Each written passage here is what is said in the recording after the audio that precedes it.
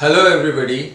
Today we are going to discuss the 14th chapter of The Invisible Man, which is titled At Port Stowe, as written here.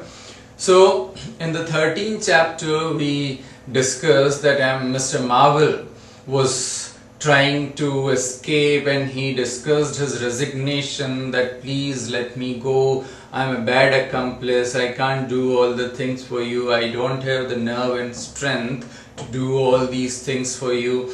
So he discussed his resignation, but it was of no use because the Invisible Man wanted his help. He wanted somebody who could do all the things he wanted for him. So that's why he didn't let Mr. Marvel go. And now in this chapter we find Mr. Marvel at Port Stowe. So it is morning 10 o'clock and Mr. Marvel is sitting on a bench outside, and in a bundle of books was there lying beside him. The another bundle had been dropped in the pine woods beyond Bramblehurst, and he is sitting all travel-stained, unshaven, dirty, with that hat and that coat and all that shabby appearance. He is sitting there, and it had not been an hour, a mariner came out of the inn, and he had newspaper in his hand. So he came out and sat beside Mr. Marvel and started talking. Pleasant day. So Mr. Marvel also responded, very okay, a good day of the season, a pleasant day. And then the mariner looked at his appearance and all. So he felt that though his appearance didn't denote or didn't suggest that he could be opulent, he could be rich, he could have money, but he could hear the sound of coins in his pocket, and it seemed that yes, he had money. The mariner, seeing or noticing the books beside him, just made a comment on that, books. So he also said, yes, books. So there must be extraordinary things. There is some extraordinary things in these books. So Mr. Marvel responded, I believe. And he said, there is some extraordinary thing out of them as well, here in the newspaper. So Mr. Marvel said, indeed. Well, so he responded that there is a story about an invisible man. That invisible man in the Iping, and nobody knew where he came from, but he started from Iping. So he was mentioning about the story of that invisible man which was in the newspaper now, and Mr. Marvel was listening to all that. So one by one he quoted and he reported all the things which was there in the newspaper. He said that nobody knew his misfortune. He had been staying at Coach and Horses there, and nobody knew about his misfortune. It was one day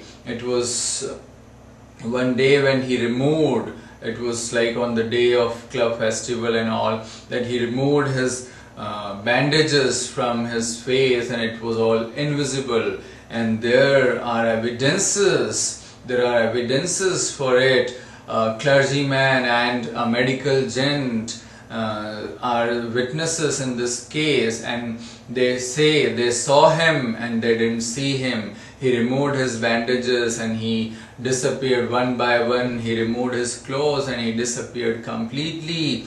And poor Mr. Jaffers, the constable, had injuries, and he disappeared from Iping, not before having an altercation with the people there.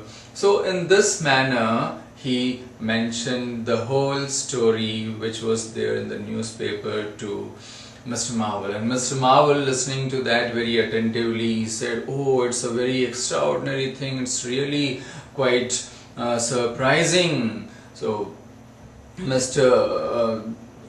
That mariner, he went on telling that yes, it is quite extraordinary.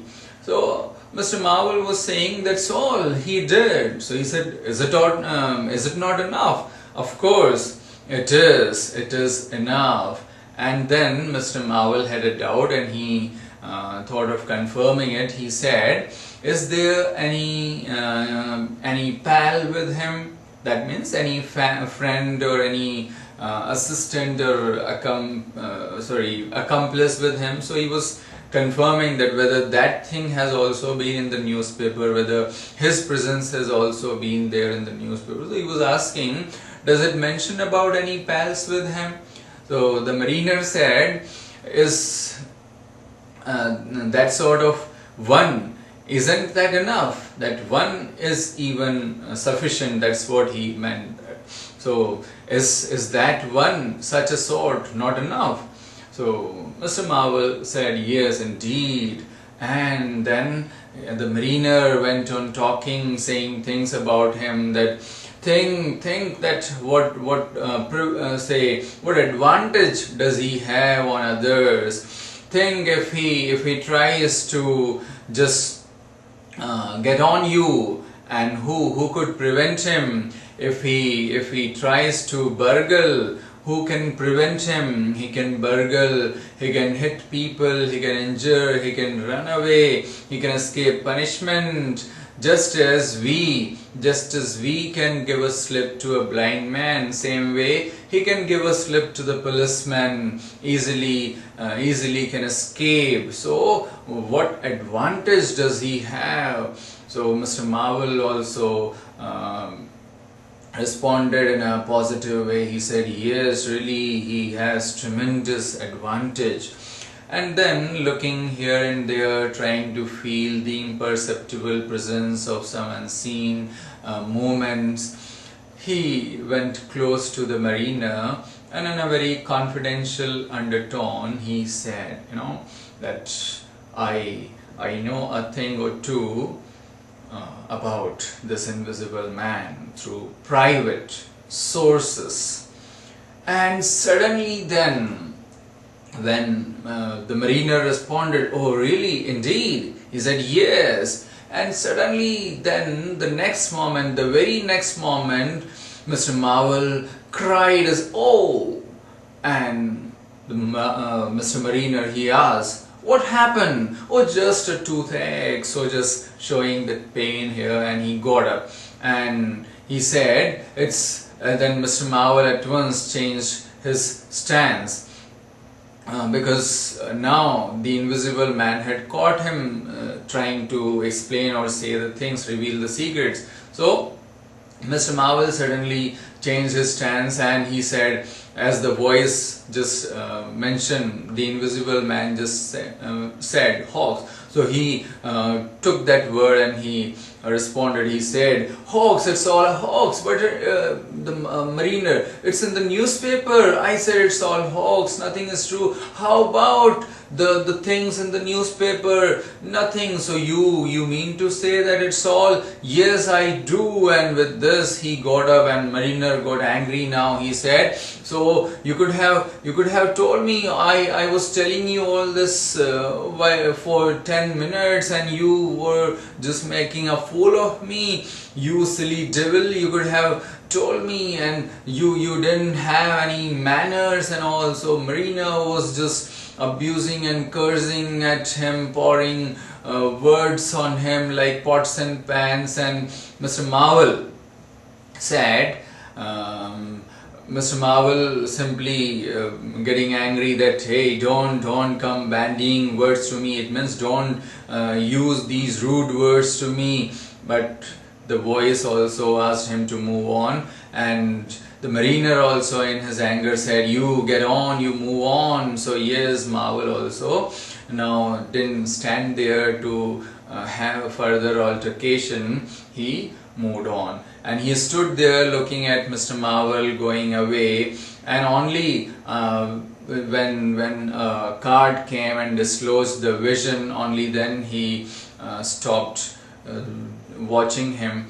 And then later on he got to know more facts about him, more other things about the invisible man, because he heard a story that money was flying, a fistful of money was flying, and people saw, a brother mariner saw that, and he went to snatch that money. But what happened, he was knocked about on his head, and then he couldn't have, when he got up he again went, but by then the butterfly money had vanished. So all this such facts also came to know. Later on he understood that all those money that he had looted from people or bank or such places had come directly into the pocket of that marvel, that person who was sitting next to him on the bench.